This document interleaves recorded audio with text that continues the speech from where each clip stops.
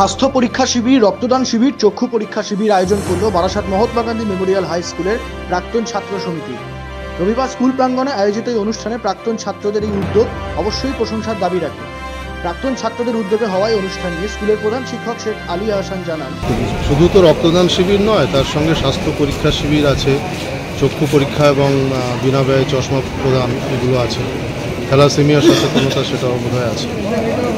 তো সব কিছু মিলে এটা খুবই মহতী উদ্যোগ। বিশেষ করে রক্তদান এই গ্রীষ্মের সময় যখন রক্তের একটা ঘাটতি দেখা যায়, সেই সময় প্রতি বছর এই মে মাসের প্রথম রবিবারই সাধারণত, পয়লা মে হোক বা প্রথম যে রবিবার, তাতে হয়ে আসছে এবং এটা 22 সাল থেকে চলছে, প্রাক্তন ছাত্র সমিতি নতুনভাবে গঠিত হওয়ার পর থেকে।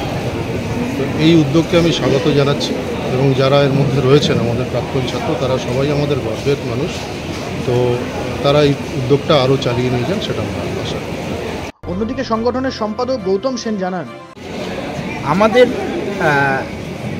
বারাসাত মহাত্মা গান্ধী মেমোরিয়াল হাই স্কুলের প্রাক্তন ছাত্র সমিতির ব্যানারে আমরা বিভিন্ন সামাজিক অনুষ্ঠান, তার মধ্যে রক্তদান শিবির, চক্ষু পরীক্ষা এবং বিনামূল্যে চশমা প্রদান, এছাড়া আছে পিয়ারলেস হসপিটাল থেকে একটি মেডিকেল টিম এসছে, তারা টিএমটি, তারপর ভাইবো স্ক্যানার, ইসিজি, এই রকম আর প্রায় 7-8 রকমের মেডিকেল টেস্ট সেইগুলো করছে।